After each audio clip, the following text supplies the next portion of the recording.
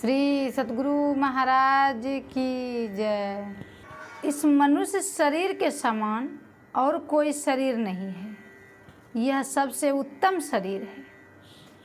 क्यों ऐसा कहा गया है? इसमें ज्ञान की विशेषता है और में ज्ञान नहीं है।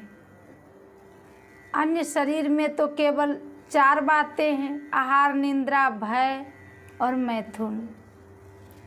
उसमें यह ज्ञान नहीं है कि हम दुख में हैं और दुख को दूर करने का प्रयत्न करें।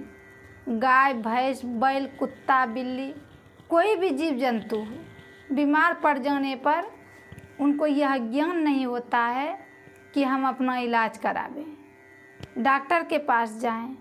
उनके शरीर में कांटा गड़ जाए तो उनको यह समर्थ नहीं है कि इसको हम निकाल लें। तो उसमें तो केवल 4 बातों का ज्ञान है: आहार, निद्रा, भय और मैथुन। गाय, भैंस, कुत्ता, बिल्ली सभी सोते हैं। जान का भय सबको है। एक कुत्ता है, उसको आप लाठी दिखाइए तो वह भागेगा, सोचता है अगर नहीं भागेंगे तो मारेगा। चिड़िया है, आप छड़ी उठाइए वह उड़ जाएगी, उसको भी भय होता है। संतान उत्पन्न करने का यह काम भी उसके द्वारा होता है। इतनी ही बातें उनमें हैं। मनुष्य में ज्ञान की विशेषता है, लेकिन मनुष्य शरीर में भी केवल कमाने खाने का ज्ञान हो तब कोई विशेष बात नहीं है। कैसा ज्ञान होना चाहिए? अपने आप का ज्ञान कि मैं कौन हूँ, किस स्थिति में आ गया हूँ, हमें क्या करना चाहिए। हम लोगों को कोई पूछता है कि तुम कौन हो, तो हम लोग अपना नाम बता देते हैं। जब हमारा जन्म हुआ था उस समय तो नाम नहीं रखा गया था। क्या उस समय हम नहीं थे? जब नाम नहीं रखा गया था तब भी हम थे। नाम बतला देने से अपना परिचय नहीं हुआ। असली बात यही है कि हम अपने आप को नहीं जान पा रहे हैं कि हम कौन हैं। आर्य समाज के प्रवर्तक स्वामी दयानंद सरस्वती स्वामी विरजानंद के पास गए, उनको प्रणाम किए। स्वामी विरजानंद जी बहुत उच्च कोटि के संत थे। स्वामी विरजानंद जी ने उनसे पूछा, तुम कौन हो? उन्होंने कहा, महाराज, यही जानने के लिए तो मैं आपके पास आया हूँ कि मैं कौन हूँ। इस बात को मैं नहीं जानता हूँ। कितनी सच्चाई है उसमें। सर्वसाधारण लोग कहेंगे कि क्या कह रहे हैं। इनसे पूछा गया तो इनको अपना नाम कहना चाहिए। ये कहते हैं कि मैं नहीं जानता हूँ। इसी बात को जानने के लिए मैं आया हूँ। ठीक से विचार करके देखिए। हम लोग अपना नाम बतला देते हैं, लेकिन हम लोग अपने को नहीं जानते हैं कि हम कौन हैं। इस शरीर में हम कहाँ से आए हैं? शरीर छूटने पर हम फिर कहाँ जाएंगे? इस समय हमारी क्या स्थिति है, यह सब कुछ नहीं जानते। पहले की बात कुछ नहीं जानते। अभी हम शरीर में कहाँ पर हैं सो नहीं जानते। शरीर से निकल जाने पर हम कहाँ जाएंगे सो नहीं जानते। असल में हम अपने आप को जानते ही नहीं हैं। जैसे छोटा बच्चा पखाना पर लेटा हुआ रहता है, उसको कहाँ यह ज्ञान है कि हम पखाना पर हैं। अगर माँ उसको नहीं उठावे तो उसी पर पड़ा रहेगा, नहीं हटावे तो हो सकता है पखाना मुंह में भी ले ले। उसको यह ज्ञान नहीं है। ठीक उसी तरह से हम लोग भी विषयों में लिपटे हुए हैं। जिस संसार में हम लोग हैं उसको संत महापुरुष ने कहा कि यह भवसागर है, यहाँ हमारी दुर्गति हो रही है, दुख का भोग रहे हैं। संत सुंदरदास जी महाराज भवसागर से उबरने के लिए परम प्रभु परमात्मा से कहते हैं, अब के माघव मोहि उधारी, मगन हो भव अम्बु निधि में कृपा सिंधु मुरारी। जब कोई समझे कि हम बंधन में हैं तब न वे बंधन से निकालने का प्रयास करेंगे, जब बंधन को समझे ही नहीं तब क्या प्रयास करेंगे। अगर व्यक्ति का दोनों पैर पंख में धंस जाए और अपने से नहीं निकल पा रहे हैं तो दूसरों को पुकारते हैं, लेकिन बच्चा का पैर धंसा हुआ है तो नहीं कह सकता कि हमको निकाल दीजिए, वह तो उसी कीचड़ में लेट जाएगा। निकालने के लिए वह प्रयास नहीं करेगा कि कोई हमको निकाल दे। यही हालत है हम लोगों की। संसार सागर में हम थपेड़े खा रहे हैं, कष्ट पा रहे हैं, लेकिन इसी में हम मग्न हैं। संत सुंदरदास जी महाराज ने इसीलिए कहा, मगन हो भव अम्बु निधि में कृपा सिंधु मुरारी। कहते हैं, हे मुरारी, हम तो अज्ञानता के कारण इसी में मग्न होकर हैं। हम नहीं जानते हैं कि हम दुख में पड़े हुए हैं। तुम तो जानते हो, तुम सर्वसमर्थ हो, सबके हृदय की बात जानते हो। अब के माघव मोहि उधारी, इस संसार को सागर कहा। सागर किसे कहते हैं? समुद्र को। समुद्र में जल रहता है।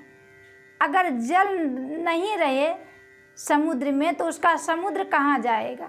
नदी में जल नहीं रहे तो उसको नदी कहा जाएगा। जल रहने पर ही नहीं, जल रहने से ही समुद्र में अगाध जल रहता है।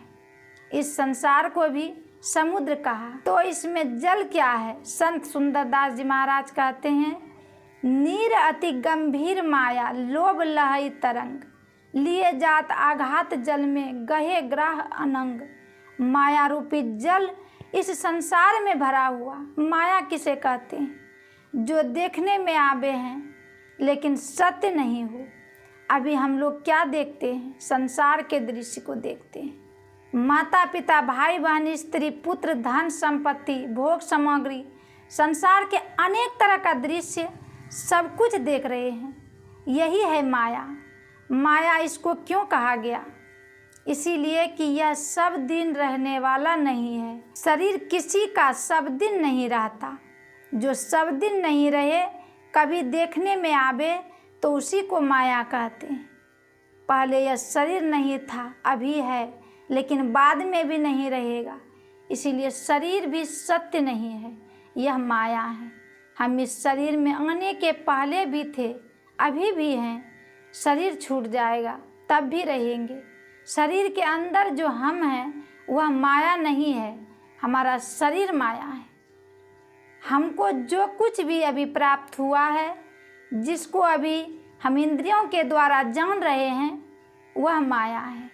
पिताजी को, माताजी को माया क्यों कहा गया? इसीलिए कहा गया कि पिताजी अथवा माताजी के शरीर को ही तो देख पाते हैं। शरीर में पिताजी थे, वे शरीर छोड़कर जब निकले तो क्या हम देख पाए? शरीर में रहने वाले को नहीं देख पाए। जब वे शरीर में थे तब भी नहीं जान पाए। शरीर से निकल गए तो भी हम देख नहीं पाए। उस सत्य को हम देख नहीं पाते हैं। पिताजी शरीर त्याग दिए, उसके शरीर को हम जला दिए, नष्ट हो गया।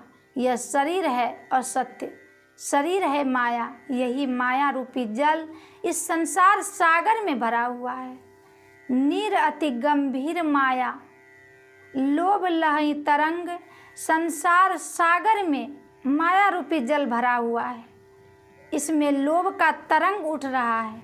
यही लोभ हमें खींचता हुआ अगाध जल में ले जा रहा है। अनंग कहते हैं कामदेव को। काम इच्छा चाहना यह हमको अगाध जल में ले जा रहा है। इससे पार लगाने वाले कौन होते हैं? संत राधा स्वामी ने कहा, भवसागर धरा अगम खेबटिया गुरुपुर, नाव बनाई शब्द की चढ़ बैठे कोई सूर। संसार सागर की धारा बड़ा अगम है, इससे अपने आप कोई नहीं पार हो सकता।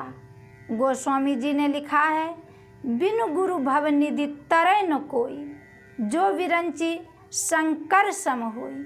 बिना गुरु के संसार सागर से कोई पार नहीं हो सकता। इसके लिए गुरु चाहिए। कैसा गुरु? पूरे और सच्चे गुरु। पूरे और सच्चे गुरु किसे कहते हैं? जो परमात्मा को प्राप्त किए होते हैं।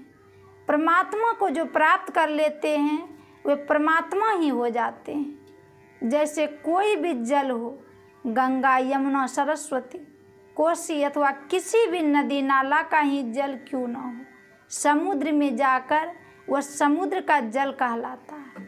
तब यह नहीं कहा जाता कि यह गंगा का जल है, यमुना का जल है, आदि का जल है, सब मिलकर हो जाता है समुद्र का जल। उसी तरह से जीव परमात्मा को प्राप्त करके परमात्मा ही हो जाता है। परमात्मा का अंश तो जीव है। जैसे गंगा जल लेकर बोतल में रख लिया, जीव तो है परमात्मा का अंश, केवल आवरण के अंदर आ गया है। शरीर में रहने वाला जीवात्मा परमात्मा का अंश है। ईश्वर अंश जीव अविनाशी, चेतन अमल सहज सुख राशि। गंगा जल में अगर कुछ गोबर, मिट्टी, खरपतवार और गंदी गंदी चीज़ें मिली हुई हो तो वह जल ग्रहण करने के योग्य नहीं होगा। लेकिन उसको गंगा में उड़ेल दीजिए, तब वह हो जाएगा गंगा जल। गंग मिलत होई जात है। गंगा उसी तरह से जीव संसार में आकर विषय रूपी वासना में लोटपोट होकर और पवित्र बन गया है। शरीर इंद्रियों के संग में रहकर और पवित्र हालत में है। लेकिन यही जीव जब परमात्मा को प्राप्त कर लेता है तब परमात्मा ही हो जाता है। जिन्होंने परमात्मा का साक्षात्कार कर लिया है वे ही संत कहलाते हैं। वे ही संत महापुरुष जीव को उबारने के लिए संसार में आते हैं। कोई गरीब व्यक्ति दूसरी जगह जाकर धन संपत्ति कमाकर संपत्तिवान बन जाता है तो वह अपने परिवार को भी वहीं ले जाता है। ठीक उसी तरह संत महापुरुष सुख के धाम परम प्रभु परमात्मा को प्राप्त कर लेते हैं तो फिर और लोगों को उबारने के लिए पुनः पुनः शरीर धारण करते हैं। जीव हित आप ही आए। संत कबीर साहब ने कहा, वृक्ष कबहू नहीं फल भखे, नदी न संधय नीर, परमारथ के कारणे साधुन धरा शरीर। वृक्ष फलता है लेकिन उस फल को वह स्वयं नहीं खाता। नदी में पानी रहता है लेकिन उस पानी को वह स्वयं नहीं पीती, वह दूसरों के लाभ के लिए होता है। उसी तरह से मानव कल्याण के लिए संत महापुरुष आते हैं जो शांति स्वरूप परमात्मा को प्राप्त कर लेते हैं, वे संत कहलाते हैं। ऐसे तो महापुरुष होते हैं, वे पूरे और सच्चे सद्गुरु कहलाते हैं। वे ही जीव को उबार सकते हैं। और सामर्थ्य कहाँ है? गुरु महाराज एक बार मौज में आकर कह रहे थे, जीव आज से ही नहीं, जब से यह संसार है तब से ही जीव परमात्मा से अलग होकर विषयों में लिपटकर पापों के बोझ से लदा हुआ है। इस जीव को उबारने की शक्ति केवल संत महापुरुषों में होती है। उन्होंने कहा, सर्वसाधारण लोगों के मन में भी गुरु बनने का चाहना होती है। जीव को कौन उबारेगा? तो जो जन्म जन्मांतर के बोझ से लदा हुआ है उसको उबारने का सामर्थ्य किनको है? पूरे और सच्चे सद्गुरु ही उबार सकते हैं। भव सागर धरा अगम खेवटिया गुरुपुर। इसीलिए जो संत सद्गुरु के शरण में रहकर उनके ज्ञान को अपनाए हैं वे तो संभल जाते हैं। साधारण व्यक्ति जिनको अधिकार है दीक्षा देने का, वे सिर्फ यही समझते हैं कि मैं गुरु के आदेश का पालन कर रहा हूँ। पूज्य संत सेवी जी महाराज थे, उन्होंने अपने प्रवचन में कहा था, उनके प्रवचन की एक पुस्तक है, साधना में सफलता कैसे। हम लोगों के परमराध्य श्री सद्गुरु देव जी ने हम लोगों को भजन भेद देने का आदेश दिया है। उनके आदेशानुसार हम भजन भेद बतलाते हैं। हम गुरु नहीं हैं, गुरु तो वे थे और अभी भी हैं। उनका आदेश है भजन भेद बतलाओ, तो हम उनकी आज्ञा का पालन कर रहे हैं। लेकिन गुरु वे ही हैं, वे ही जीव को उबारने वाले हैं। उन्होंने फिर आगे कहा, परमराध्य गुरुदेव ने सत्संग रूपी फुलवाड़ी लगाई है और उस फुलवाड़ी की सेवा करने का भार हम लोगों को दिया है। इसीलिए हम माली हैं, माली नहीं, मालिक तो वे स्वयं हैं। आज्ञा समन सुसाहिब सेवा, हम उनकी आज्ञा का पालन कर रहे हैं। पूरे और सच्चे सद्गुरु वे थे। पूरे और सच्चे सद्गुरु ही जीव को भवसागर से खेवटिया बनकर पार करते हैं। कौन चीज़ पर चढ़ाकर वे पार लगाते हैं? नाविक नाव पर चढ़ाकर नदी से पार करते हैं। संसार सागर से जो पार उतारते हैं उसके लिए क्या नाव है? संत राधा स्वामी जी कहते हैं, नाव बनाई शब्द की, चढ़ बैठे कोई सूर, शब्द रूपी नाव पर चढ़ाकर पार करते हैं। वह शब्द कौन सा है? सबके घट में परमात्मा की ध्वनि हो रही है। बिमल बिमल अनहद ध्वनि बाजे, लेकिन सुनने में कब आवे? सुनत बने जाको ध्यान लगे। जब ध्यान लगेगा तब परमात्मा की ध्वनि आपके अंदर में सुन सकेंगे। वही ध्वनि है। जिनको सुन लेंगे तो वे नाव बन जाएंगे, उस पर आप बैठ जाएंगे। जैसे हवाई जहाज़ पर बैठ जाने पर अमेरिका जाना चाहते हैं तो आपको चलना नहीं पड़ेगा, आप पहुंच जाएंगे। ठीक उसी तरह से जो शब्द रूपी जहाज़ पर बैठ जाते हैं, मतलब शब्द की खोज कर लेते हैं, नादानुसंधान सूरत शब्द योग का अभ्यास करते हैं, उनके लिए समझ लीजिए कि शब्द रूपी जहाज़ पर बैठ चुके हैं। वे गिरेंगे नहीं, निश्चित रूप से पहुँचेंगे। नाव बनाई शब्द की, चढ़ बैठे कोई सूर। इसीलिए सच्चे संत सतगुरु के शरण में जाने की आवश्यकता है। अगर हम चाहते हैं कि संसार सागर से पार उतर जाएं, तो सच्चे संत सतगुरु की शरण में जाना पड़ेगा। गुरु महाराज की वाणी के पाठ में आप लोगों ने सुना, आहो भाई हो गुरु आश्रित हो, गुरु बिनु अंधकार सुझय न कछु सार, हो गुरु आश्रित हो। संसार के लोगों को गुरु महाराज समझाते हैं, गुरु के शरण में जाओ, उनके आश्रित हो। जब तक उनके आश्रित नहीं होगे तब तक संसार सागर से पार नहीं उतर सकोगे। बिन गुरु अंधकार सुझय न कछु सार। अभी हमारी क्या स्थिति है? आंख बंद करते हैं तो अंधकार मालूम पड़ता है, आंख खोलकर देखते रहे तो आप लोगों को देखते हैं, लेकिन अंधेरी रात में कैमरे के अंदर किवाड़ी खिड़की बंद रहने पर आंख खोलकर भी देखेंगे तो घर के सामान को देख सकेंगे। नहीं देख सकने का क्या कारण है? हम हैं अंदर में घोर अंधकार है। बाहर में अंधकार रहने पर नहीं देखने में आता है। बाहर में जो अभी देखने में आ रहा है, सूर्य के प्रकाश के कारण आंख बंद करते हैं तो सामने अंधकार मालूम पड़ता है। उसी अंधकार में हम हैं। यह अंधकार कब तक रहेगा? जब तक गुरु की शरण में नहीं जाएंगे तब तक इस अंधकार से निकलने का मार्ग नहीं मिलेगा। अंधकार से नहीं निकल पाएंगे तो हमारी क्या हालत होगी? संत कबीर साहब ने कहा, एक तो अंधेरी कोठरी जामे दिया नो बाती हो, बैया पकड़ी जम ले चले कोई संग नो साथी हो। अमावस्या की रात्रि है, अंधेरी कोठरी में किसी बाहर के अतिथि को सुला दीजिए। जाड़े की रात है, किवाड़ी खिड़की सब बंद है, बिजली की रोशनी है, लेकिन बिजली गुम हो गई। उसी वक्त यदि पेशाब करने के लिए कमरे से बाहर निकलना है तो कुछ नहीं दिखाई पड़ता है कि कहाँ पर है दरवाज़ा। कभी कुर्सी, कभी टेबल, कभी अलमारी, कभी किवाड़ से टकरा जाते हैं। छोटा सा कमरा है, उसमें से भी निकलने में कठिनाई होती है। कहीं रोज पहले रानीगंज में थे जनरेटर, तुरंत एकाएक बंद हो गया। टॉर्च सिरावन में नहीं था, बैग में था। अब कमरा के अंदर देखेंगे कैसे, किधर टटोलेंगे?